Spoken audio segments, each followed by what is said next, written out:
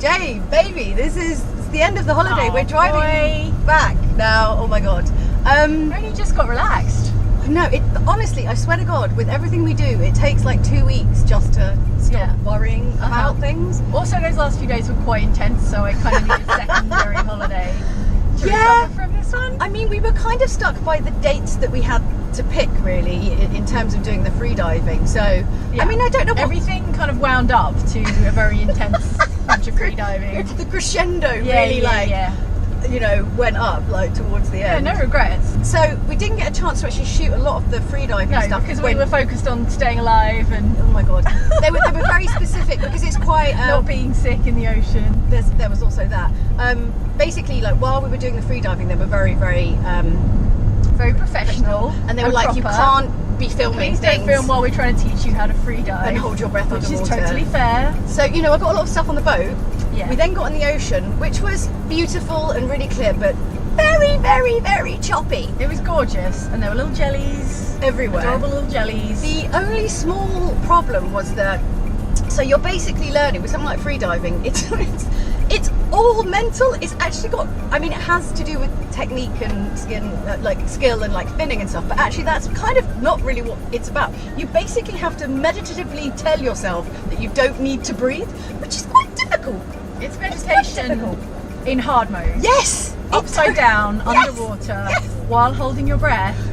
And it was the most extreme meditation I think I've ever done. It's like being on the top of a mountain while someone's trying to set fire to your legs and they're like, it's cool, man, don't worry about the fire. The fire's not going to burn you. You're like, it's pretty hot though. I think it's like good transferable life skills. Like if you can calm your mind and tune out the world while you're upside down underwater holding your breath, then you can pretty much do it anywhere. I really struggled with quieting the mind, as I'm sure most people are not super surprised about.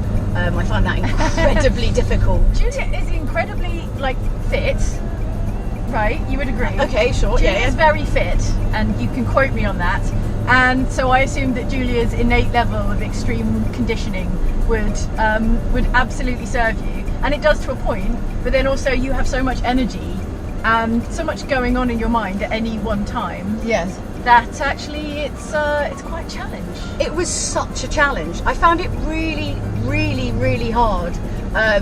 But also I think like if we were having this discussion when we came back yesterday, I think if we had gone to do our open water training on a very flat location, we could have really focused a bit more on technique.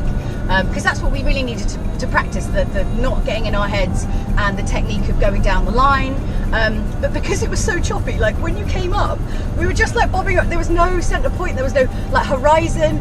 You got in the water and slightly freaked out. I was initially fine, then lost it and was like being sick everywhere. And then I was doing a dive. I was sick of it for seasickness, and then I did another dive and then came up and was like sick again. I was like, oh man. The irony is it's a lot calmer underwater. Yeah, it was actually really nice underwater. It's very nice. Doing the dive. Visibility was actually pretty good. You could see the bottom of the line. Yeah. Considering we weren't doing like ultra deep dives, you could see the tennis ball, you could see the play pretty much. Yeah. Julia said we're not ocean people. We're city people. We're like London landlubbers. Yeah, we're soft Londoners, and the salt water isn't in our veins. It turns out. No. Also, this was another really good point that you made yesterday, which was we basically went from like being at home in lockdown with like not really swimming, not really being in the sea, not really doing anything. I haven't touched the ocean for like 2 years. I have a snorkel and it has been like untouched for 2 years. Well, clearly more than 2 years. So just because you went snorkeling once doesn't mean you are at one with the brine. And like everyone we were kind of doing it with were like clearly quite seafaring people. Like we had that, you know, the dad and the son who clearly, they looked like someone who might have a yacht. They looked quite affluent. They were spearfish. Yeah, they wanted to be spearos, which is like the free. Okay, so the culture of spearos, right? And freediving. We've learned so much. World. So freedivers are really Zen, like Buddhist. It's all about the mind. And spear fishermen use freediving skills, but are like, let's just get down and stab things. It's like the pro version. Well, I think to be fair, like I think our instructor, or maybe both instructors, also do spearfishing, and I think there's a culture of like sustainable ocean foraging. That's not what Dad and son were. Well, I'm sure there are different approaches to spearfishing, but I think there are different approaches. It's like the frat boys of the ocean. The training was incredible, and we actually, when we went out to the ocean, we had this chap, Sean, right? who was the most calming influence. We were all, both of us were freaking out for slightly different reasons. He was like, that was great, you did so well, you went down the line, you're making gains, it's amazing, well we laid done. down in the harbour, Yeah. on the harbour wall, and did a guided meditation, and it was one of the greatest guided meditations I've ever done, and it was really good. in a wetsuit, baking under the like mid-morning sun. It's very odd. There were like people walking past, they must have been like, why are all these people dead? I enjoyed the whole thing. It was really intense, really challenging, Yeah. which is exactly what we signed up for. Yes. I got my 2-minute breath hold, Which is and like I amazing. was convinced I could hold my breath for about 30 seconds. Yeah. And I got 2 minutes 9 seconds, which I won like a little swim badge. You know, when you're I little, feel when like get you a little swim needed- badge. you I feel like I want my definitely needed a swim badge. 2 minute swim badge. See, I didn't even get that, and I think like I'm so in my head, I can't shut my mind up, and basically the static breath holds, you're lying there and there's nothing else to look at, and my brain doesn't shut up. My So brain's basically- just like, and I'm like, oh my god, but I'm like, be quiet, you don't need oxygen. It's like, yes you do. I'm like, be quiet, brain. And so yeah, I didn't even get my 2 minutes. I have done it in the bath before, but that's a totally different environment to doing it. So I know that I can do it, but just my brain was just having none of it. We did go in kind of blind. We'd seen the Grand Bleu by Well, it- Luc Besson. it and said some beginner's pictures. course. I mean, and it we did. are beginners. It did, but There are different degrees of beginner, it Yes. turns out. yes. But no regrets. It was, I'm really glad we did it. I thought it might have more to do with like cardiovascular fitness. Like your lung something. capacity is Yes. greater Yes. if you do a lot of exercise. I saw Totally Julia's form. It was very good, actually. You did the chin tuck. Yep. You did the finning.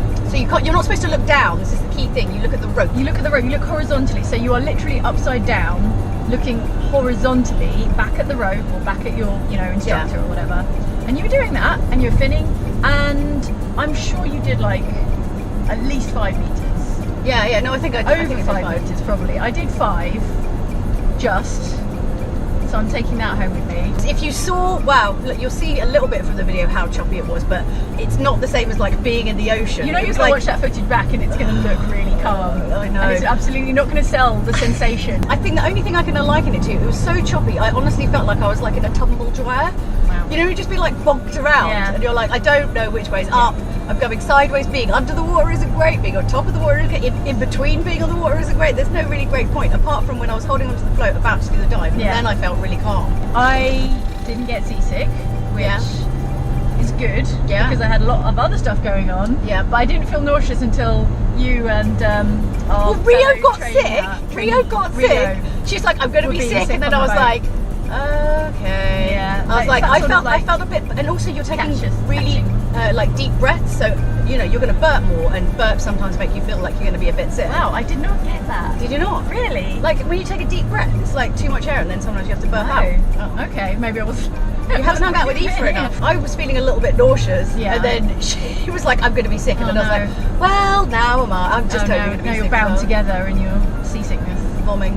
And Oh. she's, she's from around here. You know, she's in the sea all the time, and she was struggling Yeah, with she's a the surfer, a swimmer, and like, yeah. I think we would make great progress if we tried that for a second time and a third time and a fourth time, and I think Yeah. it would be like really wildly naive to assume that you're going to nail free diving On the first go. on literally the first time you go into the ocean.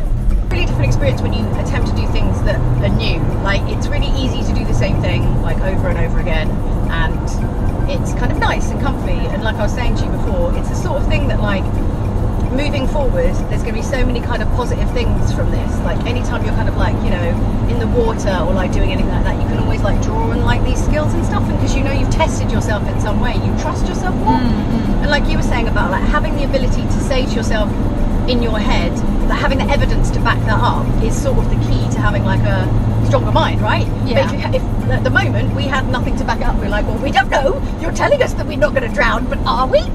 I feel like I've learned so much, like first of all about myself and like what the hell is going on up here, and second of all about something I had a lot of misconceptions about, and I have like ultimately crazy respect for it because Jesus, that it takes some real doing. Oh my god, I can't believe how chill our instructors were. so chill. Well, on the road we go.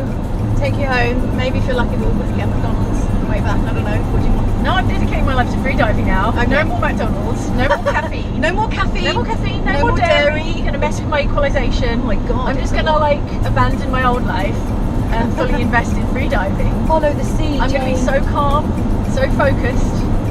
Yeah, I'll even give up coffee. That was hard for you. That was one of the hardest points. Giving up coffee. Julia. We had like the lesson in the morning. I was literally like, what?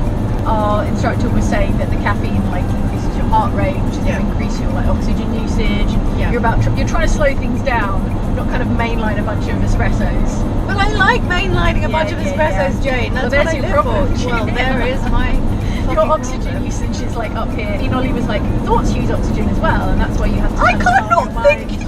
Have you been in my brain? Well, My there we God, go. it's running 12 conversations at once. Okay. It was like opening up disk utility on your Mac and then being like, would you like to defrag? Defrag Like, immediately.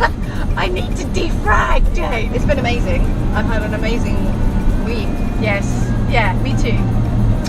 Kind of blew out the cobwebs a bit, hey? Yeah, well, it started nice and chill. We were at Fistral Bay and we did some light surfing and And then we had got a massage. pushed to our and- mental brink. Well, thank you to Freedive UK. Yeah, they're really, really good. They were great. They were very, Very patient. patient with us and very cool. Yeah. So that was fun. Yeah. Oh well, what are we doing next? No idea. Holiday for Oh, like holiday? I told you, I'm going to dedicate my life to free diving. I found it. Bye. I found my. Do you want me to drop you off by the ocean? Yeah, Jane? yeah. I'll Just let leave you. be Well, I need free. a buddy though, so you're going to have to come with me. Okay, You're right. going to have to do it with me.